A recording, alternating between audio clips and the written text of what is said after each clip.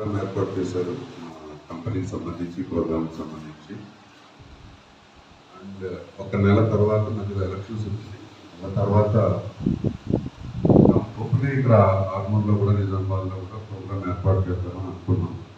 Elections వల్ల కొంచెం gap వచ్చింది. ఫస్ట్ చిన్న డౌట్ క్లారిఫై చేసుకోవాలనుకుంటున్నాను.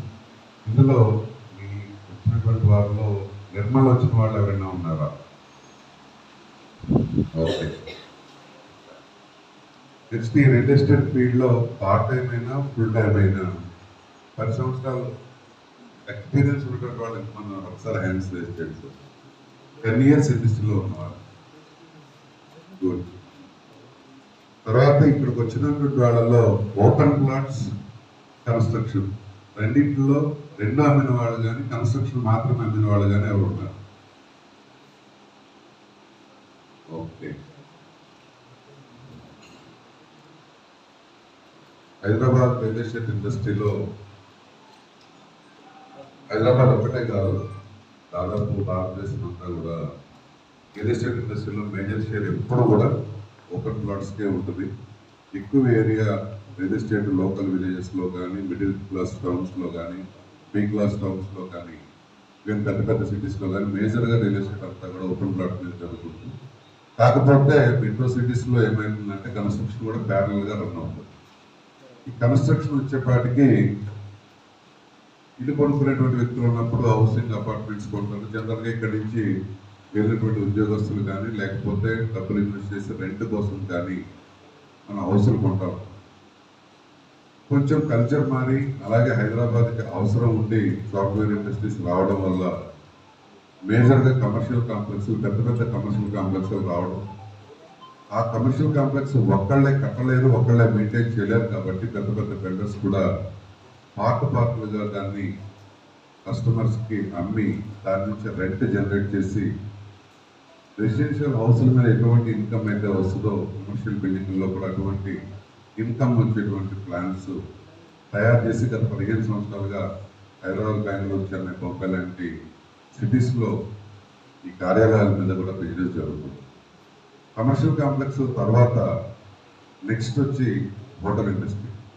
హోటల్ ఇండస్ట్రీ వచ్చేటప్పటికి టూరిజం ప్లేసెస్, తర్వాత దైవసన్నిధి ఉన్నటువంటి ప్లేసెస్ ఏవైతే ఉన్నాయో ఆ ప్లేస్లో కూడా మన భారతదేశంలో అలాగే బయట దేశాల్లో కూడా మ్యాక్సిమం పెద్ద పెద్ద హోటల్స్ రావడం. ఆ హోటల్స్ కూడా ఐటీసీ లాంటి కంపెనీలు కూడా వాళ్లే కట్టి వాళ్లే ఇన్వెస్ట్మెంట్ చేసి మెయింటైన్ చేసే విధంగా కాకుండా ప్రొడక్ట్ బిల్డింగ్ సైట్ ఒకళ్ళదైతే మెయింటెనెన్స్ పార్ట్లోకి వచ్చేటప్పటికి పెద్ద పెద్ద కంపెనీలు రావడం. ఈ కట్టినటువంటి బిల్డింగ్స్లో కూడా షేర్స్, అంటే జనరల్గా షేర్ మార్కెట్లోకి వెళ్ళేప్పటికీ షేర్స్ అలాట్ చేస్తారు. మనం ఆ షేర్స్ కొంటాం. లాభం వస్తే మనకి ఆ షేర్స్ వాల్యూ పెరుగుతుంది, లాభం వస్తుంది. ఒకవేళ హోటల్స్ కానీ హోటల్ గ్రూప్ కానీ నష్టంలో ఉంటే జనరల్గా మనకి ఆ షేర్ నష్టపోతుంది. దాంట్లో ఇంకొంచెం అడ్వాంటేజ్ సిస్టమ్ వచ్చి ప్రాపర్టీలోనే షేర్ ఇచ్చేటువంటి మోడల్. అలాగే దాంట్లో ఈ ఇండియాలోనే మనకి కొన్ని సిటీస్లో ఈ షేర్ కూడా ప్రాఫిట్ బేస్ మీద ప్రాఫిట్లో 40% షేర్ ఇచ్చేటువంటి మోడల్లో కొన్ని హోటల్స్ వచ్చాయి. కొన్ని హోటల్స్ ఏంటంటే ఎవరైతే ఈ ప్రాపర్టీ కొంటారో వాళ్ళకి ఫిక్స్డ్ ఇన్కమ్ చెప్పి, అంటే లాభ నష్టాలతో సంబంధం లేకుండా వాళ్ళకు ఒక ప్రాపర్టీ, ఆ ప్రాపర్టీ ఫిక్స్డ్ ఇన్కమ్ రేస్ చేసేటువంటి మోడల్ కూడా నడుస్తుంది. ఇట్లా రియల్ ఎస్టేట్ ఇండస్ట్రీలో ఓపెన్ ప్లాట్ దగ్గర నుంచి అపార్ట్మెంట్స్ నుంచి కమర్షియల్ బిల్డింగ్స్ నుంచి నెక్స్ట్ హోటల్ ఇండస్ట్రీ, రకరకాలుగా ఇన్వెస్ట్మెంట్ పార్ట్స్ డెవలప్ అయ్యి ఇవాళ మీ ముందుకి మేము కూడా ఒక హోటల్ మోడల్లో, అది కూడా యాదాద్రి లక్ష్మీ నరసింహరావు టెంపుల్ నియర్లో, వెరీ నియర్లో, అది కూడా ఒక మంచి హోటల్ కట్టాలి. అక్కడ చాలా హోటల్స్ ఉన్నాయి, చాలా గెస్ట్ హౌస్లు ఉన్నాయి. అలాగే కొన్ని కులాలకు సంబంధించి సత్వాలు కూడా ఉన్నాయి. వాళ్ళకి కొంచెం ఫ్రీ స్టే ఇస్తారు, లేదంటే కొద్దిగా నామినల్గా ఛార్జ్ చేస్తారు. చిన్నపాటి హోటల్స్, చిన్న చిన్న రూమ్స్, మెయింటెనెన్స్ లో ప్రాబ్లమ్స్తో ఉన్నటువంటి రూమ్స్ మేము అక్కడ ఎక్కువ చూసాం. కాబట్టి ఆ మోడల్లో కాకుండా ఒక 4 స్టార్ రేంజ్లో ఐటీసీ కాకతీయ లాగా, లేకపోతే ఒక గ్రీన్ పార్క్ లాగా ఒక పెద్ద హోటల్ కట్టి అక్కడ పర్మనెంట్గా అటువంటి హోటల్ వస్తే వచ్చేటువంటి కస్టమర్స్కి ఫెసిలిటీ, నీట్నెస్, ఎన్విరాన్మెంట్ మనం ఒక లెవెల్కి తీసుకెళ్దాం అనేటువంటి ఉద్దేశంతో 2 ఎకరాల చిల్లర స్థలంలో ఒక హోటల్ ప్లాన్ చేశాం. అయితే జనరల్గా మనం రూమ్స్ మాదిరి లేకపోతే సూప్ రూమ్ మాదిరి లేకపోతే ఒక 10 రూమ్లు కడదామనే మోడల్కి పోకుండా ఒక పెద్ద హోటల్లో ఏవైతే ఫెసిలిటీస్ ఉంటాయో బ్యాంక్వెట్ హాల్స్ కానీ, రెస్టారెంట్లు కానీ, కమర్షియల్ షాప్స్ కానీ, లేకపోతే ఒక 5 స్టార్ హోటల్ ఒక 4-5 వందల రూములతో ఉంటే ఎంత మెకానిజం దానికి ఉంటుందో అంత మెకానిజం తోటి ఒక హోటల్, భారీ హోటల్ కట్టాలనే ఉద్దేశంతో అది కూడా మొట్టమొదటి రోజునే కొంత కంపెనీ షేర్ ఉండేలాగా కొంచెం పబ్లిక్ పార్ట్నర్షిప్ ఇచ్చేటువంటి విధంగా డిజైన్ చేసినటువంటి భాగంగా దీంట్లో దాదాపు 13-14 నెలలు కొన్ని రకాల హై రేట్ పర్మిషన్స్ కావాల్సి వచ్చింది. ఎందుకంటే బిల్డింగ్ హై లెవెల్ కేటగిరీలోకి వచ్చింది. అంటే దాదాపు 7 ఫ్లోర్లు దాటిందంటే అది హై రైజ్ టవర్ కింద వస్తుంది. ఇది 2 బేస్మెంట్స్ పార్కింగ్ కోసం కేవలం వదిలేశారు. 2 బేస్మెంట్స్ గ్రౌండ్ కలిసి టోటల్గా 15 ఫ్లోర్ల బిల్డింగ్ అవడం వల్ల దీనికి ఎయిర్పోర్ట్ పర్మిషన్ కానీ, దీన్ని అలాగే ఎన్విరాన్మెంటల్ క్లియరెన్స్ లాంటి కొన్ని ఇబ్బందికరమైనటువంటి పర్మిషన్స్ కూడా మనం తీసుకోవాల్సి ఉంది. అవి తీసుకోవడం కోసం దాదాపు 13-14 నెలలు శ్రమించి అన్ని పర్మిషన్స్ వచ్చిన తర్వాత మాత్రమే మార్కెట్లోకి పోదామనేటువంటి ఉద్దేశంతో ఇప్పటివరకు ఆగి, పర్మిషన్స్ అన్నీ వచ్చిన తర్వాత సైట్ మీద వర్క్ కూడా స్టార్ట్ చేయకపోతే మళ్ళీ సేమ్ రిపీట్ అవుతుంది. క్వశ్చన్ వేసేటువంటి వ్యక్తి, పెట్టుబడి పెట్టేటువంటి వ్యక్తి మీరు ఇంతకుముందు ఎంతవరకు దాన్ని లోతుగా అనాలిసిస్ చేశారో నాకు తెలియదు, కానీ రియల్ ఎస్టేట్లో ప్లాట్ అమ్మేటప్పుడు కళ్ళు మూసుకుని ఫ్లాట్ అమ్మేవాళ్ళు. ఆ టైంలో ల్యాండ్ అతని పేరు మీద ఉందా, ఎవరి పేరు మీద ఉంది, రిజిస్ట్రేషన్ అవుతుందా అవుదా, ఆన్ టైం అవుతుందా అవుదా, అలాగే కన్స్ట్రక్షన్కి వెళ్తే టైంకి కట్టిస్తారా ఇవ్వరా, అసలు దీని పొజిషన్ ఏంటనేటువంటి డెప్తలు తెలుసుకోకుండా చేసినటువంటి వ్యాపారంలో హైదరాబాద్లో దాదాపు 10-15 సంస్థలు ఈవేళ బోర్డు తీసేసి చాలా ఓపెన్ సీక్రెట్, పేపర్లలో, టీవీల్లో మీకు కూడా వస్తూనే ఉంది. సో ఈ పరిస్థితుల్లో కొంతమంది సీరియస్గా రెగ్యులర్గా పేమెంట్ చేసేటువంటి వాళ్ళు చాలా ఇబ్బంది పడ్డారు. దాంతోపాటు వీళ్ళు ఎవరైతే కట్టించారో వాళ్ళ చుట్టాలు, బంధువులు, ఇంటి పక్క వాళ్ళు, నైబర్స్, లేకపోతే వీళ్ళందరితోటి ఒకటి తగు, 2 డబ్బులు వెనక రావడానికి పడే శ్రమ, 3 వీళ్ళకు ఉన్నటువంటి లోకల్లో వాళ్ళకు ఉన్నటువంటి వాల్యూని కూడా కోల్పోయినటువంటి సందర్భాలు చాలా జరిగింది ఈ మధ్యకాలంలో. సో ఆ పరిస్థితుల్లో ఉన్నటువంటి మార్కెట్కి కొద్దిగా కోవిడ్ తోడవటం, అది అయిన తర్వాత రియల్ ఎస్టేట్ మార్కెట్ అనుకోకుండా కొద్దిగా డౌన్ఫాల్ రావటం, దానికి ఎలక్షన్స్ తోడవడం, అన్నీ కలిపి యాక్చువల్గా హైదరాబాద్లో జరగాల్సినటువంటి వ్యాపారంలో 10-15% కూడా వ్యాపారం జరగట్లేదు. అది కూడా పర్మిషన్స్ అన్నీ ఉండి వర్క్ జరుగుతూ ఉంది, లేదంటే ల్యాండ్ ఓపెన్ ల్యాండ్ అయితే అప్రూవల్స్ ఉంది, స్పాట్ రిజిస్ట్రేషన్ అయ్యేలా ఉంటే స్లోగా బిజినెస్ అవుతుంది. ఇటువంటి పరిస్థితుల్లో మనం కూడా మన దగ్గర ఏమీ లేకుండా మార్కెట్కి వెళ్తే ఒక నెల పోయిన తర్వాత మీటింగ్లు అవుతాయి, ప్రోసెస్ పంచుతాం, మీరు మార్కెట్లోకి వెళ్తారు, కస్టమర్ దగ్గర నుంచి క్వశ్చన్ దగ్గర ఆ రిజర్వ్ క్వశ్చన్కి మీ దగ్గర సమాధానం లేకపోతే ఆ డీల్ ఫెయిల్ అవుతుంది. వాళ్ళ దగ్గర డబ్బులు ఉన్నా కూడా మీరు కొనిపించలేదు, తీసుకొస్తే ఛార్జీలు వేస్ట్, మీ టైం వేస్ట్, వాళ్ళ టైం వేస్ట్. అల్టిమేట్గా వాళ్ళు వేసిన క్వశ్చన్ మీ దగ్గర కానీ నా దగ్గర కానీ ఆన్సర్ లేకపోతే ఆ బిజినెస్ క్లోజ్ అవ్వదు. మీరు నిరుత్సాహపడతారు. ఒక 2 ట్రిప్పులు వేసిన తర్వాత వీడికి చెప్తేనేమో కడతానంటాడు, వాడికి చెప్తేనేమో కట్టిన తర్వాత డబ్బులు కడతామంటాడు అనే డైలాగ్ దగ్గరే బిజినెస్ మొత్తం ఫెయిల్ అవుతుంది. దాని గురించి మేము 10-15 నెలలు టైం తీసుకొని ఈ మార్కెట్లోకి అన్ని పర్మిషన్స్ తోటి, సొంత ల్యాండ్ తోటి, అలాగే రేరా అప్రూవల్ తోటి, దీనికి తోడు సైట్ మీద వర్క్తో సహా మనం సైట్లో చూపిస్తూ బిజినెస్లోకి వెళ్ళాలనే ఉద్దేశంతో మేము ఇప్పుడు మార్కెట్లోకి రావడం జరిగింది. దీనిలో భాగంగానే లాస్ట్ మంత్ నిర్మల్ వచ్చాం. సో నిర్మల్లో ఒక మీటింగ్ చేసాం. వాళ్ళంతా పాజిటివ్గా మార్కెట్లో రన్ అవుతున్నారు. అలాగే ఈ బిజినెస్ చేయడానికి ఎటువంటి క్వశ్చన్స్ కావాలి, ఎటువంటి ఆన్సర్స్ మనం ఇవ్వాలి క్వశ్చన్ చేసేటువంటి కస్టమర్కి, వాళ్ళకుండే అనుమానాలు ఏంటి అనేటువంటి దాని మీద ఒక 35 క్వశ్చనర్స్ నేనే తయారు చేసి, మళ్ళీ వాటికి ఆన్సర్ కూడా నేనే తయారు చేసి ఇచ్చాను. ఎందుకంటే అవి మీరు 1-2 సార్లు చదివారంటే అసలు వ్యక్తి, కొనే వ్యక్తి నిజంగా కొనడానికి ఇంట్రెస్ట్ చూపితే, ఆయన దగ్గర డబ్బు ఉంటే ఏం అడుగుతాడు నేను, దానికి మీరేం సమాధానం చెప్పాలి? ప్రతి సమాధానానికి మీ సీనియర్నో లేకపోతే ఇంకొక వ్యక్తినో లేకపోతే నన్నో కాంటాక్ట్ చేయాల్సినటువంటి అవసరం లేకుండా ముందుగానే మీకు ఒక షీట్ తయారు చేసి ఒకసారి మీ షీట్ అంతా చదవండి. చాలా సింపుల్ క్వశ్చన్స్, కస్టమర్ డౌట్స్ అవ్వండి, దానికి ఆన్సర్ కూడా అంతే సింపుల్గా ఉంటుంది. అన్ని క్వశ్చన్స్కి మనం ఆన్సర్ చేయగలిగినప్పుడే మనల్ని నమ్మి ఒక వ్యక్తి డబ్బులు ఇన్వెస్ట్ చేయగలరు. సో ఆ నమ్మకానికి సంబంధించి క్వశ్చన్ ఆన్సరే కాదు, ఈవెన్ మేమేం చేయగలమన్న దానికి వస్తే యాక్చువల్గా భూమి 2 ఎకరాల భూమి ఇక్కడ ఉన్నటువంటి రేటు ప్రకారం ఇవాళ 10,000 గజాలది 20 కోట్ల రూపాయలు ఆస్తుంది.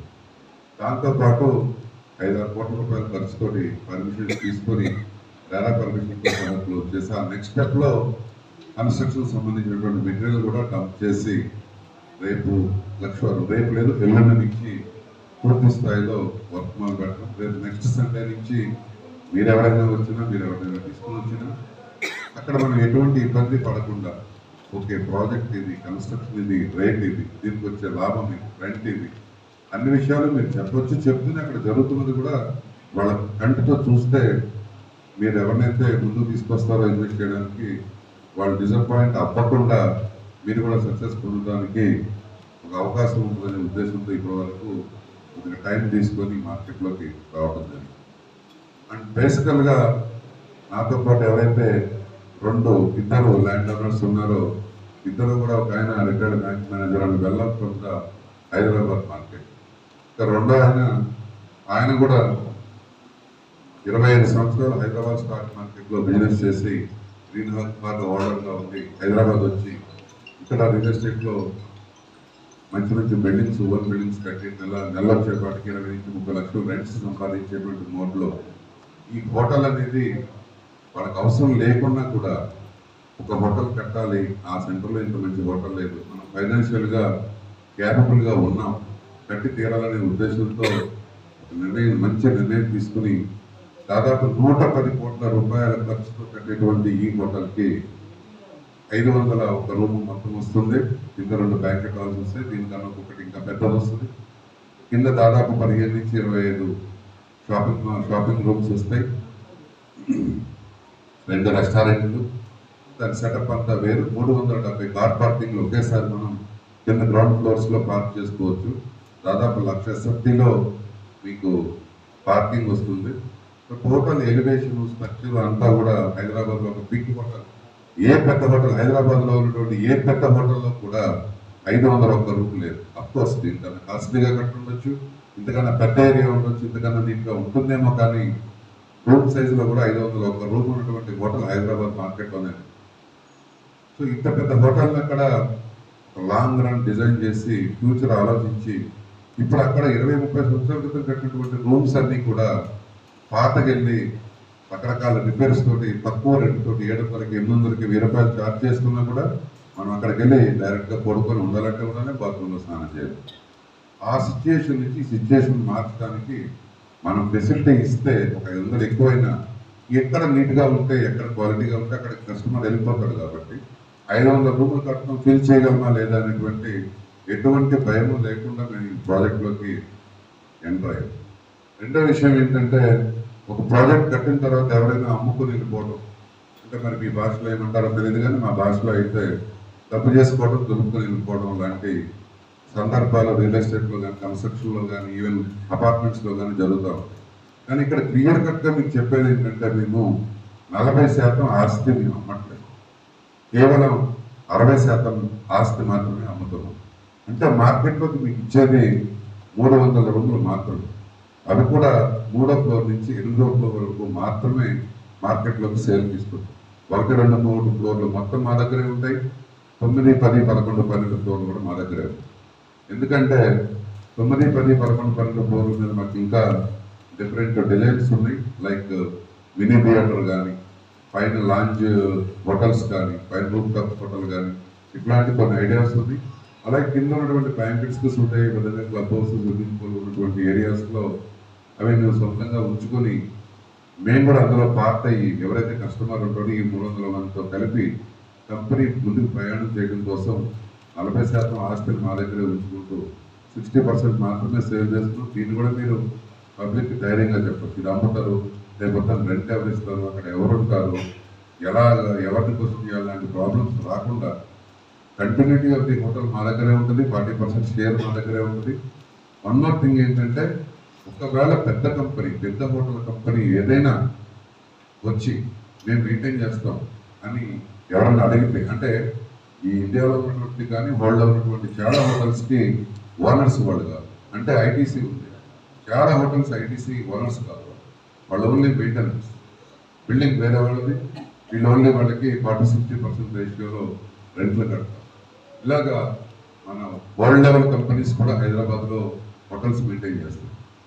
అట్లానే అటువంటి కంపెనీస్ ఎవరైనా వచ్చి మనం మెయింటైన్ చేసినా కూడా మా ఆస్తితో పాటు కస్టమర్ ఆస్తి కూడా కలిపి మనం వాళ్ళకి 40-60 రేషియోలో వాళ్ళకి ఇవ్వటం, 60% షేర్ వాళ్ళు తీసుకుంటాం, 40% షేర్ మనం తీసుకుంటాం. ఆ క్యాలిక్యులేషన్లో కూడా మనం ఇప్పుడు ఏదైతే రెంట్స్ ఇస్తానని చెప్పామో ఆ రెంట్స్ ఇవ్వడానికి మనకు ఉన్నటువంటి 500 రూముల్లో యావరేజ్న 130 రూములు బుక్ అయితే మనం హ్యాపీగా రెంట్ పే చేయగలం. ఈ ఫైనాన్షియల్ క్యాలిక్యులేషన్స్ అన్నీ కూడా ముందే చూసుకొని 500 డైలీ ఫుల్ అవ్వకపోతే ఎలా, మనకు రెంట్ ఎలా ఇవ్వగలదు కంపెనీ వాడు అనేటువంటి ఆలోచన కూడా మీరు చెప్పాల్సిన సమాధానం ఏంటంటే, యావరేజ్ 130 రూములు బుక్ అయితే ఆ హోటల్ హ్యాపీగా అందరు కస్టమర్లకి రెంట్ పే చేస్తూ వాళ్ళతో పాటు సమానంగా మా 40% కూడా మా లాభం మాకు వచ్చే విధంగా ఇది డిజైన్ చేయడం. ఇంకా దీనికి సంబంధించి 1 BH రేట్లు కానీ, వాటికి ఇచ్చే రెంట్ కానీ, అలాగే 2 BH సీట్లు కూడా ఉన్నాయి ఇందులో, వాటి రేటు కానీ, వాటి రెంట్స్ కానీ, ఇంకా కంటిన్యూషన్లో ఈ బిజినెస్ చేయడం వల్ల మీరు పడినటువంటి కష్టానికి, అలాగే మీరు మమ్మల్ని ఎలివేట్ చేసిన దానికి మీకు ఏమేమి వస్తుంది, ఏ కేటగరైజేషన్స్లో ఎవరెవరిని ఎక్కడెక్కడ పెట్టి వాళ్ళకి ఎటువంటి సపోర్ట్ సీనియర్స్ మీకు ఇచ్చి, లేదా డైరెక్ట్గా మీరు చేసి దాంట్లో వచ్చేటువంటి ఫైనాన్షియల్ మీకు వచ్చే బెనిఫిట్స్ ఏవైతే ఉన్నాయో అవి మీరు మురళి గారి ద్వారా క్లియర్ కట్గా కొంతవరకు తెలుసుకుని ఉంటారు, లేదంటే క్లియర్గా వారి ద్వారా తెలుసుకోండి. కస్టమర్స్ బెనిఫిట్ వచ్చేటప్పటికి మనము ఈ 1 BH కొన్నటువంటి వ్యక్తికి నెలకి 11,000 రూపాయలు రెంట్, 2 BH వచ్చేటప్పటికి 16,000 రూపాయలు రెంట్ ఇస్తున్నాం. ఇవన్నీ కూడా బ్రోచర్స్ మీద క్లియర్ నాలెడ్జ్ ఉంది. అలాగే ఈ ప్రాపర్టీ ఎవరైతే కొంటారో వాళ్ళకి ఆస్తి డైరెక్ట్గా రిజిస్ట్రేషన్ అవుతుంది. 1 BH కొన్న వాళ్ళకి 11 గజాల భూమితో పాటు 475 SFT రూము, అలాగే 2 BH కొన్న వాళ్ళకి 700 SFT రూమ్తో పాటు 16 గజాలు ల్యాండ్తో సహా పూర్తి హక్కులతో వాళ్ళకి ప్రాపర్టీ రిజిస్ట్రేషన్ అవుతుంది. వాళ్ళు ప్రపంచంలో ఎవరికైనా ఆస్తి అమ్ముకోవచ్చు. ఎప్పుడో అప్రిసియేషన్ వచ్చి ఎప్పుడు అవసరం వచ్చినా వాళ్ళు అమ్ముకోవాలంటే వాళ్ళు అమ్ముకోవచ్చు. దీంట్లో ఎవరో ఎక్కడ దేన్ని ఆపలేదు. రెండో విషయం ఏంటంటే, మనకు రెంట్కి ఇస్తే అన్ని ఖర్చులు, అన్ని రిపేర్లు అన్నీ మనం మెయింటైన్ చేసి వాళ్ళకి రెంట్ ఇస్తున్నాం. లేదు మేము రిటైర్మెంట్ వయసులో అక్కడే ఉంటాము, లేదా మాకు డబ్బులు ఎక్కువ ఉన్నాయి, ఈ రెంట్ మాకు లెక్కే కాదు, గుడి దగ్గర మా రూమ్ మా కాలం మా దగ్గరే ఉండాలి, నచ్చినప్పుడు వెళ్తాం, మేము వెళ్తాం, మా ఫ్రెండ్స్కి ఇచ్చుకుంటాం, మా చుట్టాలకు ఇచ్చుకుంటాం అని అంటే మేము ఇచ్చే రెంట్ ఉండదు. మాకు 1 BHకి 2 BHకి డిఫరెంట్గా మెయింటెనెన్స్ ఛార్జెస్ ఉన్నాయి. అవి ప్రస్తుతానికి 1 BHకి 5,000, 2 BHకి 7,500 చొప్పున నిర్ణయించాం. సంవత్సరానికి 12 నెలలకి 12,500 60,000 మాకు మెయింటెనెన్స్ కడితే మీరేమో 12 నెలలు మీ ఇష్టం వచ్చినట్టు మీరు వాడుకోవచ్చు. దానికి కావాల్సిన current, AC, repair, water, service, boys, ఈ సర్వీస్ అంతా మీకు ఫ్రీగా దొరుకుతుంది.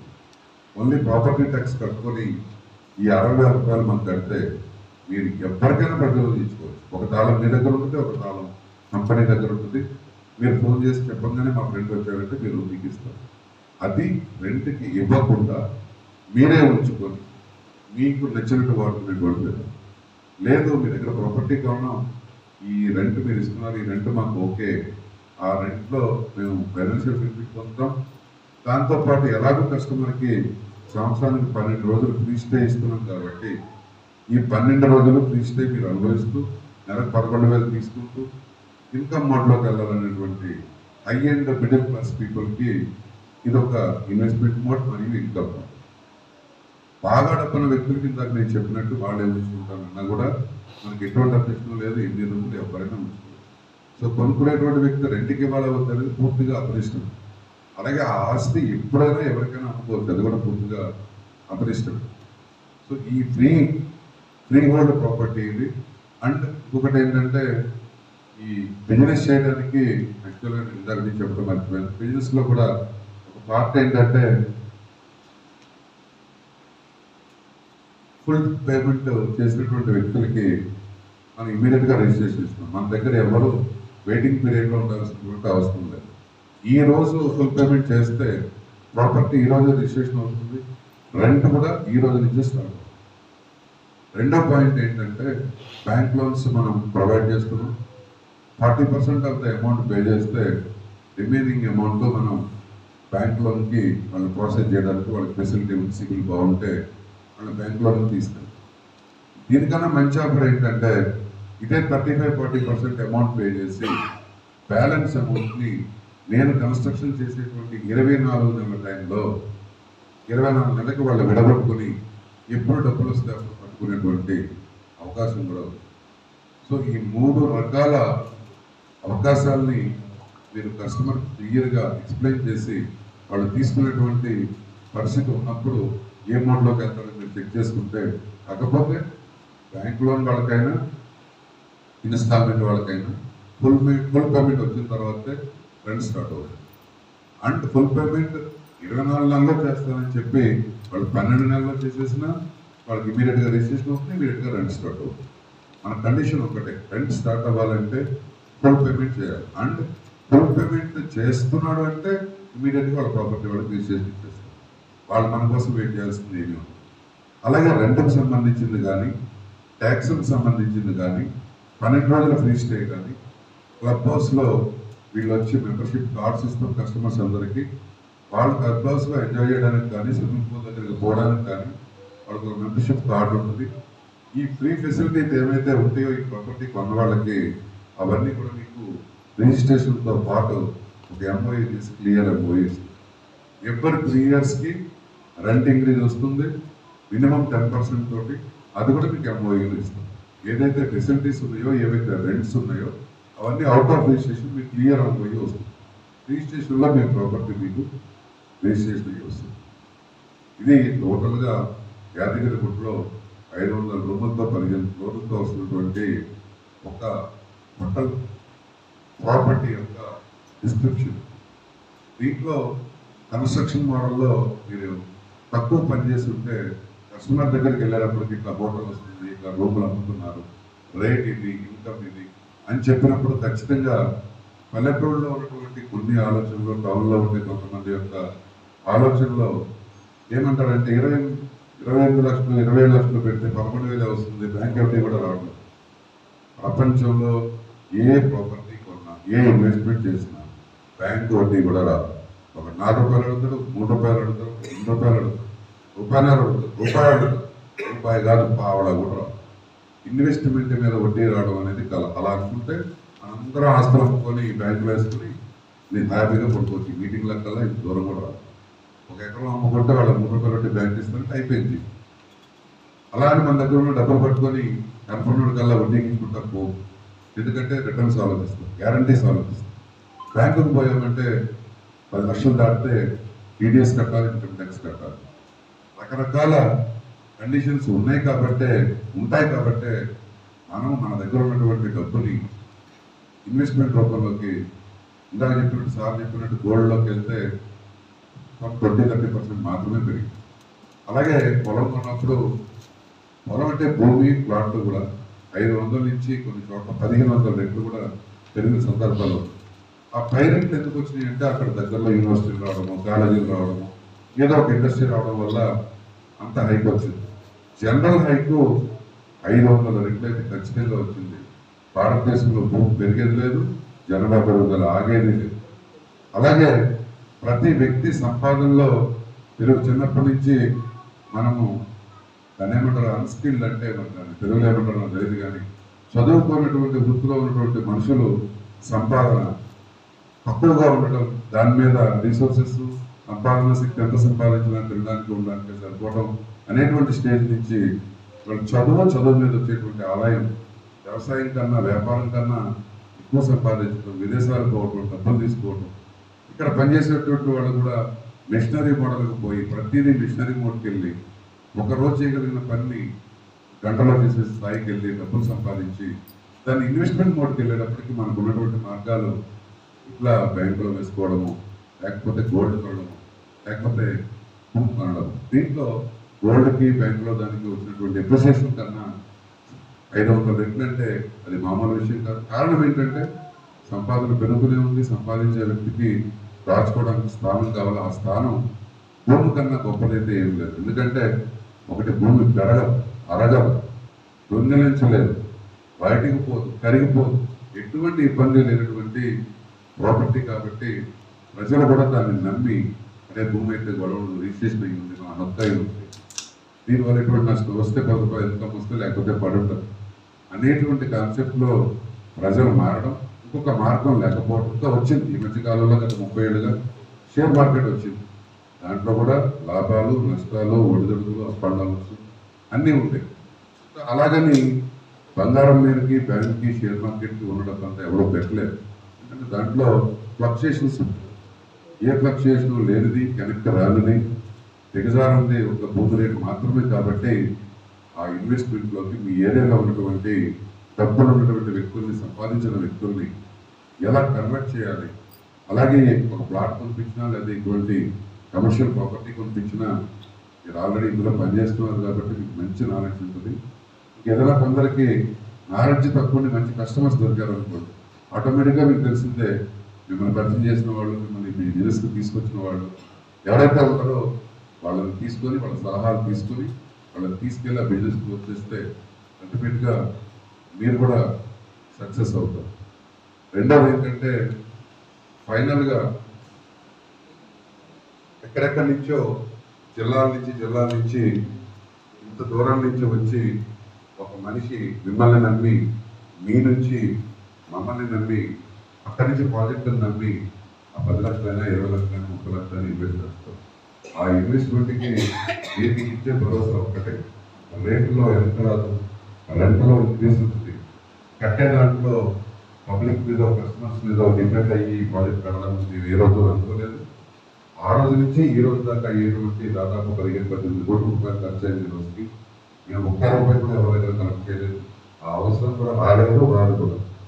ఎందుకంటే మనం చేయాల్సిన పని మనం చేసి దాన్ని చేసుకుంటా వెళ్ళి అప్పుడు ఇది మీరు కడుతున్నాం, ఇది మీరు కొట్టి లాభం వస్తుంది, కాబట్టి ఇన్వెస్ట్మెంట్ ఇక్కడ చేస్తే మీకు బాగుంటుందని మీరు కూడా చెప్పినా, ఎవరైనా తీసుకొచ్చినా చూపించినా కూడా మీకు కూడా ఆ బిజినెస్ పాజిటివ్గా కూడా జరుగుతుంది, వచ్చినా కూడా హ్యాపీగా ఫీల్ అయ్యి ఇన్వెస్ట్మెంట్ చేయడానికి సిద్ధపడతారు. కాబట్టి ఇప్పుడు దాకా ఓపిక పెట్టి ఈ టైంలో మీరు ముందుకు రావడం జరిగింది. సో ప్రాజెక్టు అల్టిమేట్గా ఏదైనా ఏదైనా ప్రాజెక్ట్ మీద సంబంధించినటువంటి నేను ఇచ్చిన 35 క్వశ్చన్లు కన్నా కొత్తగా ఏమైనా డౌట్స్ కానీ ఏదైనా ప్రాబ్లమ్స్ కానీ దానికి ఏదైనా కొత్త క్వశ్చన్ ఎందుకంటే మనకు తెలివైన వాళ్ళు కొన్ని క్వశ్చన్స్ మీరు ఎన్నది దరఖాస్తు చేయండి, దానికి ఆన్సర్ ఖచ్చితంగా ఇస్తాను. అలాగే మీరు ఈ బిజినెస్లో ఇన్వాల్వ్ అయ్యి ఈ రోజు నుంచి అనుకోవడం ఏంటంటే ఈ project completion of the project మీరు ఎవరో చెప్పిన 1 జూన్ 2024 నుంచి 30 నెలల టైం తీసుకోండి. అంటే 2 సంవత్సరాల 6 నెలల్లో మనం హ్యాండ్ ఓవర్ చేసిస్తాం. ఈ విషయాన్ని కూడా క్లియర్గా చెప్పండి. కానీ మనకి ఫుల్ పేమెంట్ మాత్రం ఏ రోజు చేసినా ఆ రోజు నుంచే వాళ్ళు ప్రాపర్టీ రిజిస్ట్రేషన్ని మరియు దాని మీద వచ్చేటువంటి రెంటల్ ఇన్కమ్ని వాళ్ళు పొందుతారు. కాబట్టి దాంతో సంబంధం లేకుండా పేమెంట్తో మోడ్తో మాత్రమే వాళ్ళ రిజిస్ట్రేషను రెంటల్స్ వాళ్ళకి అందుతో మొదలుపెడితే నెక్స్ట్ మంత్ నుంచి. కానీ ప్రాజెక్ట్ కంప్లీషన్ కోసం ఎవరైనా అడిగితే మీరు 2.5 సంవత్సరాలు చెప్పండి. 2.5 సంవత్సరాలు అవ్వకపోతే కానీ ఇక్కడ మీద ఎవరికైనా ఉంటుంది. మీరు ఉండే ఇల్లు కాదు, మీరు పెట్టేది కమర్షియల్ ఇన్వెస్ట్మెంట్. మీకు 20-30 నెలల్లో అవ్వాల్సింది 32 నెలలు అయింది. 32 నెలలు అయినా మీకు వచ్చే రైతు టోటల్ పేమెంట్ బేస్ చేస్తుంది. 20 నెలల్లోనే మీరు ప్రాజెక్టు కట్టేసినా కూడా మీకు ఫుల్ పేమెంట్తోనే ఆ కస్టమర్కి వచ్చేటువంటి పేమెంట్స్ ఏవైతే ఉన్నాయో 10 డేస్ అవుతాయి. అంటే కన్స్ట్రక్షన్ తోటి ఒక నెల ముందెరుకల్లో అనేది సమర్థమైన విషయం. ఈ విషయం కూడా ఒకసారి మొన్నానికి ప్రిపేర్ అయ్యేటువంటి వ్యక్తులకి పూర్తిగా ఎక్స్ప్లెయిన్ చేసి ప్రాజెక్ట్ని మీరు ఈ రోజు నుంచి రేపు రాబోయే సంక్రాంతి అంటే జనవరి 10వ తారీఖుకి మనం ఏవైతే 300 యూనిట్లు అమ్మాలని డిసైడ్ అయినామో ఈ 300 యూనిట్లు మీరందరి చేతుల మీదుగా మనం సేల్ క్లోజ్ చేయాలని కోరుకుంటూ మీరందరూ మంచి సక్సెస్ పొందాలని కోరుకుంటూ సెలవు తీసుకుంటాం.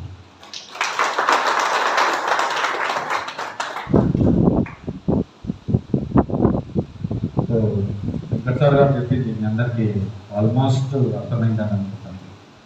చిన్న చిన్న డౌట్స్ ఏమన్నా ఉంటే మనం మాట్లాడదాం మళ్ళీ. సో ఒక చిన్న ఇప్పుడు క్లారిటీ తీసుకుంటాను.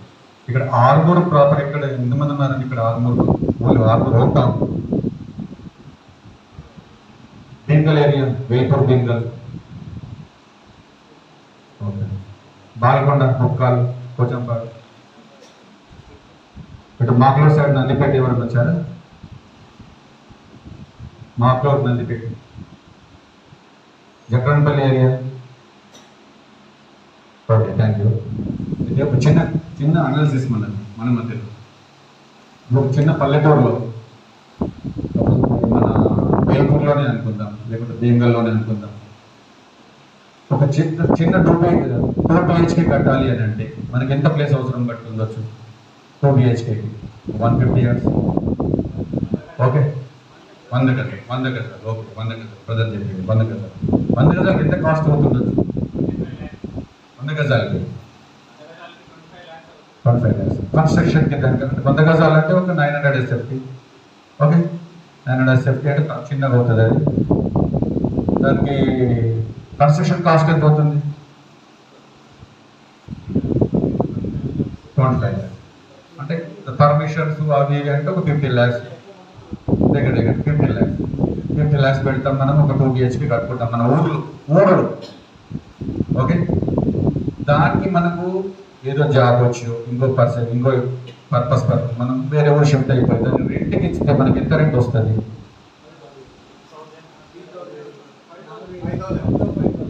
50 లక్షలు పెడితే 5,000 అంతే. 10,000 అనుకుందాం. మెయింటెనెన్స్ ఇబ్బంది ఉంటుంది అక్కడ, మనమే చేయాలి. మళ్ళీ కలర్లు నీళ్ళలు ఖరాబ్ ఏదైతే ఉన్నా కూడా అంత మనమే చేసుకోవాలి. అవునా కదా? మీరు కొంచెం ఆన్సర్ చేస్తే మనం మాట్లాడగలదు. అవునా కదా? అవునా? మరి ఇక్కడ సార్ చెప్పిన దాంట్లో ఒక కమర్షియల్ ప్రాపర్టీలో కేవలం 26 లక్షల పెట్టుబడితోని ఒక సోప్ రూమ్ మనకు వస్తుంది. దాంట్లో మనం పార్ట్నర్ అవుతున్నాము. 11,000 రూపాయల రేట్ వస్తుంది. బాగుందా? ఆలోచించారా? 26 లక్షల పెట్టుబడి, ఒక సోప్ రూమ్ వస్తుంది. కమర్షియల్ ఒక పెద్ద ప్రాపర్టీలో మనం చెప్తున్నారు కూడా ఉంటుందండి.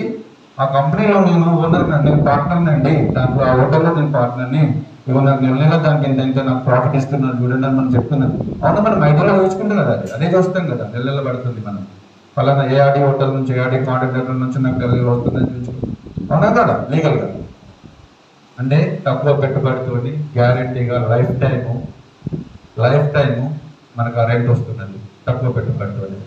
ఇంకోటి ఇక్కడ ఆ 11,000 రూపాయల మీద ప్రతి సంవత్సరం 10% అప్రిషియేషన్ ఉంటుందండి. ఈ సంవత్సరం 11,000 వచ్చింది, నెక్స్ట్ సంవత్సరం 12,100. అవునా? బాగుంది ఇది. ఇంకోటి మన ఫ్యామిలీతోటి, మన పిల్లల్ని తీసుకొని మన ఫ్యామిలీతోటి మనం వెళ్ళాలంటే 4 స్టార్ హోటల్లో ఫ్రీగా మన రూమ్లో మనం ఉంటే ఎలా ఉంటుందో ఒకసారి ఇమాజినేషన్ చేసుకోండి. అవునా? మళ్ళీ ఫుడ్ వచ్చింది, ఏదైనా ఫుడ్ రెస్టారెంట్కి వెళ్ళి ఫుడ్ తీసుకున్నాం, మనం చేసింది దాంట్లో మనం 25% కన్సెషన్. బాగుందా? ఇన్ని ప్రాఫిట్స్ ఉన్నాయండి. ఒక్కసారి మీరు దీని గురించి కరెక్ట్గా మీరు పాజిటివ్గా ఆలోచించండి. ఎవరన్నా కూడా మీరు సైట్ విజిట్ చేయాలనుకుంటే ఇక్కడ భాస్కర్ గారిని కాంటాక్ట్ చేయండి. నిన్న సైట్ విజిట్ కూడా నేను అరేంజ్ చేస్తాను నేను ఇద్దరికి. ఇంకోటి, దీనికి కావాల్సిన లీగల్ డాక్యుమెంట్స్ అన్నీ కూడా ప్రెసెంట్ నా దగ్గర ఉంది. ఎవరికన్నా నేను కావాలంటే కూడా ఏ డాక్యుమెంట్ కావాలన్నా ఆ డాక్యుమెంట్ నేను ప్రొవైడ్ చేస్తాను. లీగల్గా మీరు చూపించుకున్నాక నేను ఈ బిజినెస్ స్టార్ట్ చేయడానికి అనుకోనండి, ఇది కూడా చెప్తున్నాను. Otherwise nothing. I say hi. Okay? అంటే మేము ఇంత కాన్ఫిడెన్స్గా చెప్తున్నామంటే మా దగ్గర అన్నీ ఉన్నాయి. అన్నీ ఉన్న తర్వాత మేము మార్కెట్లోకి వచ్చినాము. అవునా? లీగల్గా కరెక్ట్ ఉంది, ప్రాఫిటబుల్గా ఉంది. ఒక మంచి సెంటర్లో మనం ఫ్లాట్ వస్తుంది, మనకి తక్కువ పెట్టుబడితోని లైఫ్ టైం రెంట్ వస్తుంది. బాగుందా ఇదంతా? ఒక్కసారి మీరు ఆలోచించండి, మీ ఫ్రెండ్స్ గురించి ఆలోచించండి, మీ రిలేటివ్స్ గురించి ఆలోచించండి, మీ వెల్ విషర్ గురించి ఆలోచించండి. Best project, best plan. Okay, thank you. నమస్కారం. థ్యాంక్ యూ మురళి గారు. చాలా చక్కటి ఎగ్జాంపుల్. వాస్తవంగా మన కళ్ళకు కట్టినట్టు మన యొక్క ప్రాంతాల్లో మనకు వస్తున్నటువంటి రేట్ ఎంత, దాని మీద పెడుతున్నటువంటి పెట్టుబడి ఎంత. Simple logic, simple fund. అది మనం ఏఆర్డి కాంటినెంటల్కి కంపేర్ చేసుకుంటే it's the best offer IRD continental. Is it right are not? Okay, చాలా చక్కటి example. And one more, deputy గారు చాలా విషయాలు నేను నిజంగా ఫస్ట్ టైం, బట్ ఒక సుదీర్ఘమైనటువంటి అనుభవంతో కూడుకున్నటువంటి ఒక మాటలు, ఒక ప్రాజెక్టు మీద పూర్తి యొక్క అవగాహనతోని వాళ్ళు ఏమి చేయాలనుకుంటున్నారో, అది ఏమి కాబోతుందో, తదనంతరం దాన్ని ఏ విధంగా చూస్తున్నాడు అనేది ఒక విజువల్ రూపాన్ని చాలా విశ్లేషణాత్మకంగా ఒక అద్భుతమైనటువంటి ఒక వర్ణనాతీతంగా దాన్ని వర్ణించడం జరిగింది. అయినప్పటికీ అది కొత్తదైనటువంటి ఒక ప్రాజెక్టు, కొత్తదైనటువంటి ఒక శైలి, ఆ కొత్త ప్రాజెక్టు అండ్ కొత్త ప్రాజెక్ట్ మీన్ మనకు కొత్త అనుభవం. దాంట్లో మనకి అట్లాంటి ఇన్వెస్ట్మెంట్ పెట్టి అట్లాంటి రిటర్న్స్ తీసుకున్నటువంటి కస్టమర్స్ మన మధ్యలో లేరు. Is it right? సో దాన్ని మనం ఎట్లా అన్వయించుకోవాలనే దాంట్లో కొన్ని సందేహాలు, కొన్ని అనుమానాలు, కొన్ని ఇంకా దాని యొక్క పూర్తి యొక్క విశ్లేషణ అనేది మనకి ఇంకా క్లారిటీ అనేది లేకపోవచ్చు. అయితే ఒక 5 నిమిషాలు మీ లోపల ఉన్నటువంటి ఒక సందేహాలు, ప్రశ్నలు ఏమున్నా కానీ మన ఎండి గారు వాటికి మీకు సూటిగా సమాధానం చెప్పి మీ లోపల ఉన్నటువంటి ఒక అనుమానాన్ని తీసేయడానికి ఆయన రెడీగా ఉన్నారు. అలాంటిది ఏదైనా ఇంకా ఉంటే మీరు ఈరోజు మనము దాని మీద పూర్తి ఒక క్లారిటీ వస్తే దాని మీద మన బిజినెస్ చేయడానికి మన ఒక స్పీడప్ అనేది పెరుగుతుంది. ఎప్పుడైతే మన లోపల అనుమానం ఉంటుందో ఆ పని మనం పూర్తిగా ఆర్ట్ఫుల్ గా మనం చేయలేము. ఆర్ట్ఫుల్ గా పని చేయాలంటే ఆ పని మీద పూర్తి నమ్మకం ఉండాలా, ఆ ఒక కాన్సెప్ట్ మీద నమ్మకం ఉండాలా, ఆ ప్రాజెక్ట్ మీద నమ్మకం ఉండాలా, ఆ వ్యక్తుల మీద నమ్మకం ఉండాలా. ఆ నమ్మకమే మనల్ని నడిపిస్తుంది. ఆ నమ్మకమే మన వెనకాల వచ్చేటువంటి 10 మందికి మనం సమాధానం చెప్పగలుగుతాము. మన వెనకాల వచ్చే 10 మంది బంధువులు కావచ్చు, మిత్రులు కావచ్చు, వాళ్ళందరి యొక్క నమ్మకాన్ని కాపాడే వారిగా మనం ఉంటాం. వాళ్ళను మనం ఒక మంచి ఇన్కమ్ లోనికి తీసుకెళ్ళడానికి మనం ఒక మంచి ఆలోచన అయినప్పటికీ దాని మీద పూర్తి అవగాహన మనం లేనట్టయితే, మనము దాని ఎక్స్ప్లెనేషన్ ఫెయిల్ అయినట్టయితే, మనము బిజినెస్ లో ఫెయిల్ అవుతాం. బిజినెస్ లో ఫెయిల్ అయితే మనకు కావాల్సిన ఒక ఇన్కమ్ అనేది మనం సంపాదించడానికి మనం ఫెయిల్యూర్ అయ్యే అవకాశం ఉంటుంది. ఎప్పుడైతే పూర్తి యొక్క అవగాహన మనకు ఉన్నప్పుడు దాని మీద మనం ప్రజెంటేషన్ అనేది ఒక ధీటుగా, ఒక సూటిగా, బలంగా ఆ ప్రజెంటేషన్ అనేది వెళ్తుంది. ఆ ప్రజెంటేషన్ వెళ్ళినప్పుడే ఆ కస్టమర్ మనల్ని నమ్మి, ఎస్ నువ్వు చెప్పే దాంట్లో వాస్తవం ఉన్నది, నువ్వు చెప్పే దాంట్లో నిజం ఉన్నది, దాంట్లో నాకు ఖచ్చితమైన ఇన్కాన్ని నేను తీసుకోవడానికి ఆస్కారం ఉన్నది అని చెప్పి ఆయన నమ్మినాడు. ఆయన హీరో నుంచి కానీ ఆయన అకౌంట్ నుంచి తీసి డబ్బులు మీకు ఇవ్వడానికి ఆస్కారం ఉంటుంది. సో ఆ డబ్బులు తీసుకోవడానికి కావాల్సిన నాలెడ్జ్ ఈ ప్రాజెక్ట్ మీద ఎలాంటి ఒక అవగాహన అనుమానం ఉండకూడదు అని నా ఉద్దేశం. అలాంటి అనుమానాలు, అలాంటి ప్రశ్నలు, అవగాహన లేకపోతే మరొకసారి మీరు లేచి నిలబడి ఇంకా 5 నిమిషాలు కానీ 10 నిమిషాలు కానీ మన లంచ్ అనేది రెడీ ఉంది. ఈ యొక్క సెషన్ అనేది ఇంతటితో మనం క్లోజ్ చేస్తున్నాం. దానికి ముందు మీ యొక్క అనుమానాలు ఏదైనా ఉంటే మీరు నిర్మోహమాటంగా లేచి అడిగినట్టయితే ఎంపీ గారు వారికి సమాధానం ఇస్తారు.